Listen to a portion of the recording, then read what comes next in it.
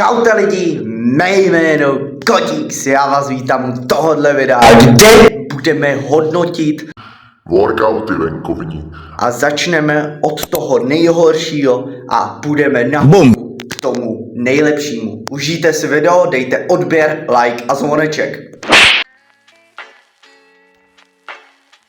To je všechno.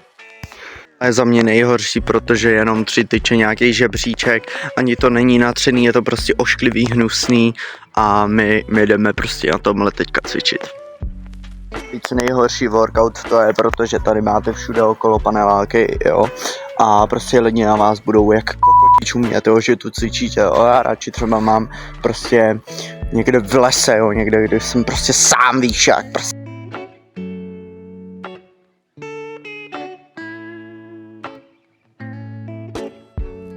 Když už jsme tady u těch přítahů, tak napíšete do komentářů, kolik jsem za video dal přítahů a jestli to bude správně, tak vám hodím srdíčko lidí.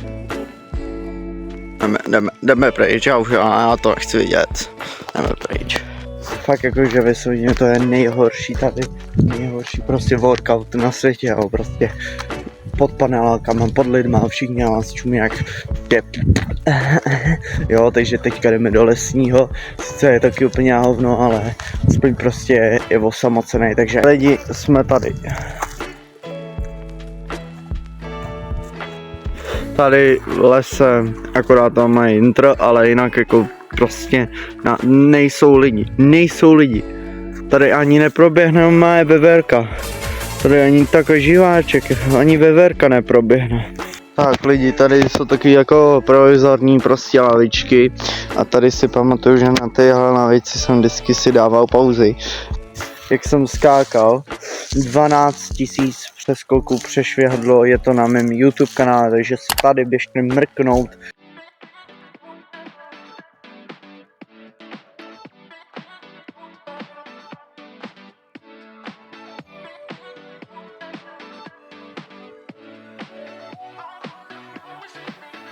Už se dá aspoň normálně cvičit a nedoušej vás lidi, jo, takže bomba. Takže lidi, tady tomuhle workoutu dávám o dost větší váhu než předtím, protože tady se dá cvičit, nikdo vás neruší a máte klid. A ještě jedna věc, jak můžete vidět prostě no, tak jako tady prostě bordel, ale prostě, že jsou prostě hezky natřený, jako furt žlutý, ne třeba, že modrá, červená, tak jo, takže to se mi taky líbí a my se můžeme vrhnout na další workout. Jo, jsme tady, omlouvám se, protože tamhle jsou ovce. Každopádně tady takový fakt jakože mini workout, ale ten výhled. Tam skála, západ, slunce, co víc si přát.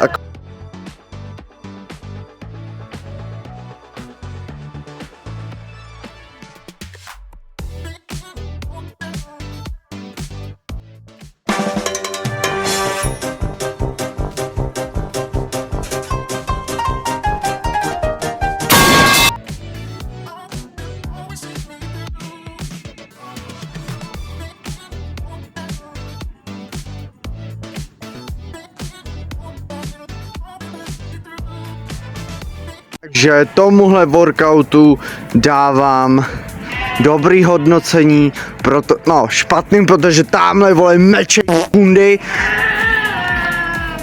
Drž homo! A jako bombastický výhled. Jdeme na další. Je super, že jste přiběhli, ale ne. Lidi, v takový prdeli bych fakt nečekal, že najdu workout. Jak můžete vidět, jsme v lese úplně prostě nikde lidi, nikde auta, nikde nic. Na nějaký prolejzání, skákaní, což je dobrý. Random tyčka na asi kola nebo tak. Tady máme 3 tyče na prostě 3 hrazdy a tady ještě na dipy.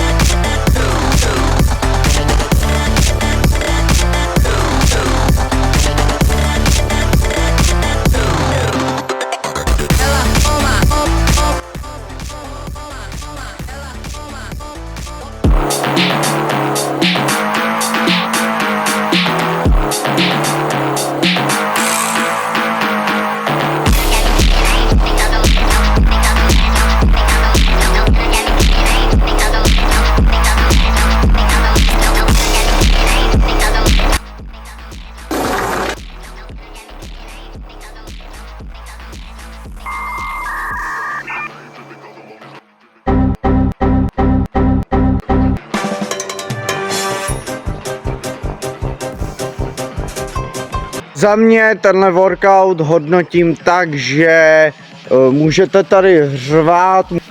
Jdeme na další workout. Jo lidi, jako další workout. Máme tady 4 tyče, takový žebřík, dipy a hlavní co, tak na otužování ještě tamhle a do toho my polezeme. In audio.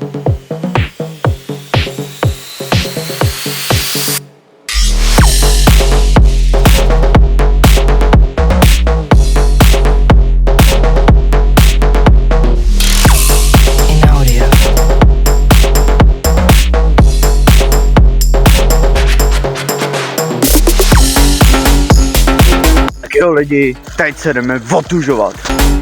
In audio.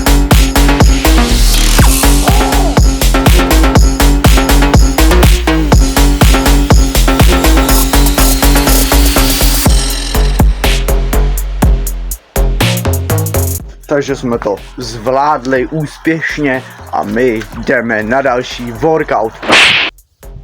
Takhle můžeme vidět 2, 4, 5 strojů, takže pohoda.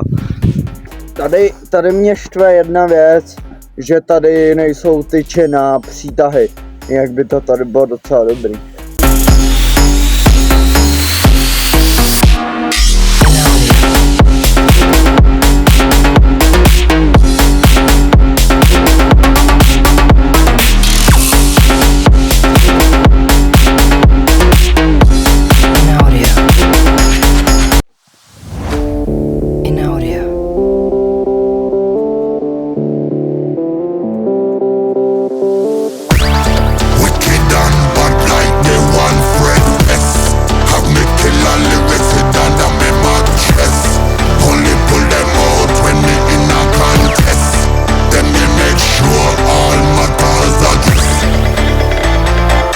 Tohle ani nebudu chodit, to už radši půjdu normálně běhat.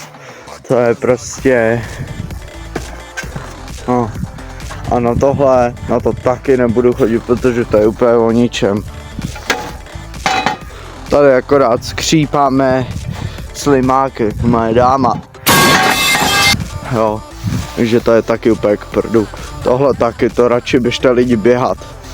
Tak jo, a my jdeme na další workout.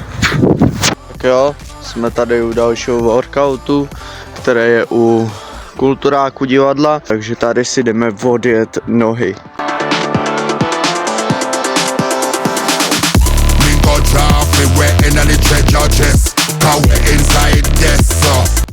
Tak jo lidi, my jdeme na předposlední workout. Tak jo lidi, za mnou je můj oblíbený workout, kam chodíme s klukama cvičit.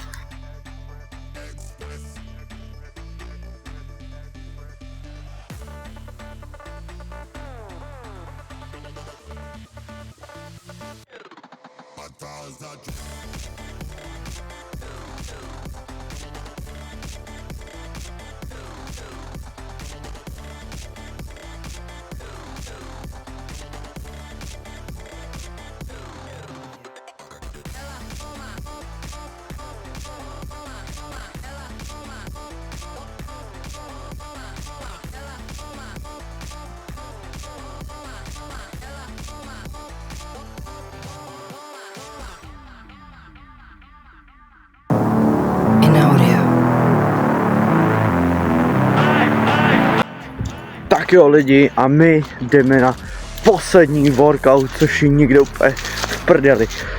Znamte se s nejlepším workoutem v okolí, nejbližší. Mám ale hlavně ty kruhy.